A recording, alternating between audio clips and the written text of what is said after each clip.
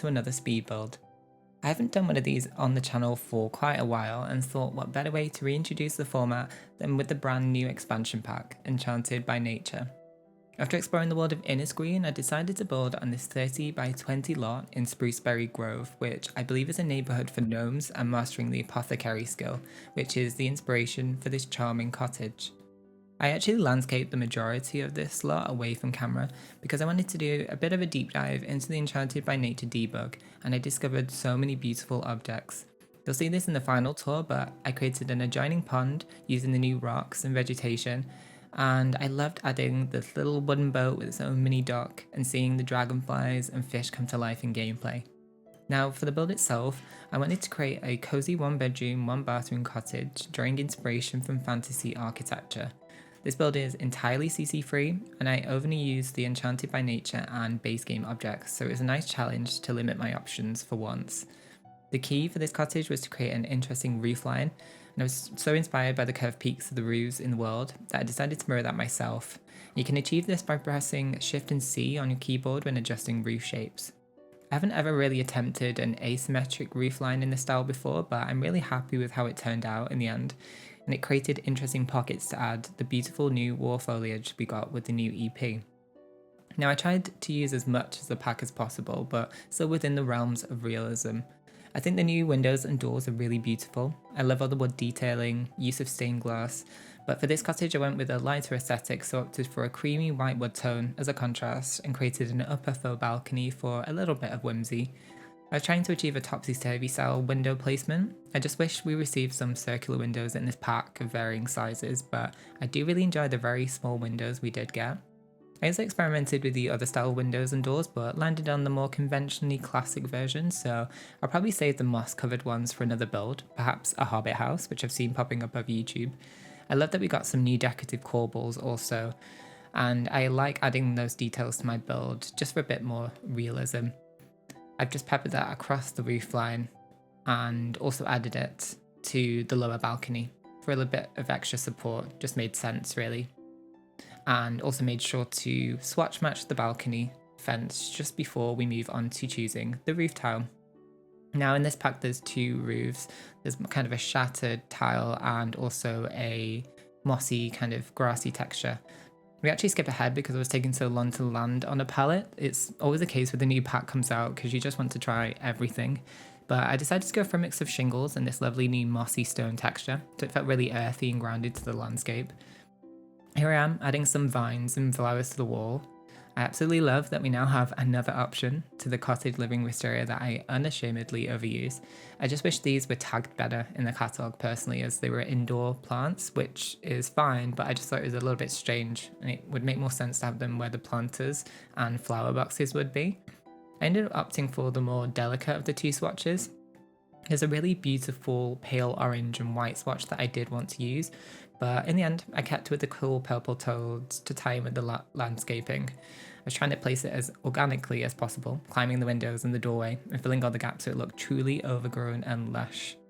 I also decided to elevate the build and make use of the new moss stone staircase and this gorgeous vine and wood railing which looks very hand-carved. I think it'd look really nice on a vineyard style build. But yeah, I was really just trying to make sense of the frontage, and you can see me zooming in and out because that's how I build, going from afar, and just making sure I add a bit more detail here, perfecting it as I go. But yeah, I really love this extra bit of wall decal. It's always necessary. This is going to come in real handy for my world renovation series when I do some kind of thatched cottages and things. But yeah, I really love the curvature of this house. I would say it's definitely unique. I also added the ivy around to the back as well, just for a bit of extra detail. I love how that vine twists around the curvature of the back door. It's really pretty. And I was looking for the mailbox. I forgot one on this lot. You'll see me moving this around quite a few times, but I think it's a really beautiful piece. I actually landed it in the front of the house, in front of the doorway, instead of leaving it to the entrance, so thought it just felt a little bit better there. Also continuing the path, I used a light pebble swatch and tried to make it look as winding and organic as possible. So it was really nice to add a bit of extra detail around here so you can enjoy this build from different angles. Just playing with the transparency and softness here, just perfecting it over time. I also make sure to carry through the landscaping to the front part of the build. I use a mixture of purple flowers with some lavender and a new lowline bush from the new EP, which is very handy. Also absolutely love that we can add landscaping to the roofline. I did trial it with some bigger bushes and it was a bit glitchy, so I decided to add a few dainty flowers to this build. But I love the detail. Also added to the front porch area, and these flowers come with a new pack in the debug catalog. It's really nice. Adds a bit of extra whimsy, as I was saying before. And I'm also absolutely obsessed with the fact that we have customizable plant pots in the game now. It's something I've been wanting for ages. Gardening's actually one of my personal pastimes and my favourite thing to do in The Sims, but this will come in handy for so many styles of builds, not just fantasy ones. I can picture these in some modern and my favourite mid-century modern style as well. We briefly head into the interior to make sense of a floor plan. So we have a central staircase within the front entrance, and there's a living room to the right, and there's also a kitchen, dining room to the left where the back porch is located. And then upstairs there's a bedroom with an adjoining bathroom and also another little faux balcony to create some dimension to this very large build. We're also ensuring to mirror the new fence inside too. I actually wish we got a wooden staircase with the pack, or if we did, I completely missed it. Now when working on the back garden, decided to bring in this very fancy looking wooden bench covered with moss and create a little chill out space with a glass side table.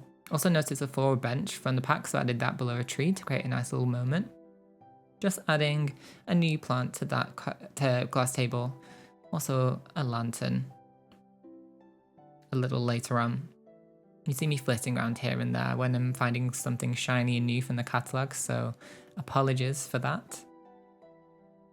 Like this, for example. I'm not quite sure what that is. It looks like a cute little fairy house. Also extended the landscaping to the back to close the space in nicely. I love that broken stone fence on the left there, which I found in debug. Again, wish that was in the main catalogue itself. And also we have some grass options from Enchanted by Nature, which kind of tie nicely with the grass items that we had in Cottage Living as well. Finally, into the interiors. I love the new wooden archways that came in a few different variations and sizes, and that single door as well with all the intricate wood carvings. I wish we got a double version. So being with it to use a new wallpaper, but ended up with a base game panel in this soft cream and white colourway and a base game wooden floor that worked with the tones of the room. We used a mixture of things from the pack and base game, since some of this Enchanted by Nature objects looked a little bit too enchanted, if you catch my drift. I wouldn't say this is a very versatile pack, but it's certainly well made and fitting for this kind of build. Since I was creating a limited pack build, this was really challenging to find appropriate clutter items, but I think I worked it out in the end. I think some of the objects are really on theme and on the nose, like the petal stool, but I do very much enjoy the wood swatches, particularly that light and warm wood combination. I'm just dressing up the desk here with a few trinkets. Came across a new book decoration, which I added to the bookcase. There's also another bookcase in the shape of a tree, but it's swamped this build, so perhaps not. Love this new sofa, which I nestled into the alcove space. There's some really interesting variations and swatches. I like the soft furnishings. Moving on into the living room. This was quite an awkward space to work with since we'd already used a sofa for the desk space, so I decided to make use of the coordinating armchairs into varying swatches. Also chose a new fireplace in the pack that looked almost hand carved with the wooden hearth. For a brief moment you can spot the tall moss covered fireplace, but again looked a little too fantasy and big for this build. I'm just switching up the swatches of the armchairs and choosing a rug as well. I initially went to go for a new one, but landed on a circular rug in a neutral swatch. But I did introduce a new side table, and then just ahead we skip to some detailing. Just make it look lived in. And then we go to the window dressings. I can already see these coming in handy for cottage builds that I have in mind for my world renovation series, so I'm happy to see more window dressings, particularly in this floral style. Decided to keep this bit in just so you can see my absolutely manic thought process on dressing interiors. I often find a piece of furniture I like to use, but it doesn't fit the space, so I'll place it elsewhere as a reminder. And here, that dresser looked a little bit too overwhelming for the room.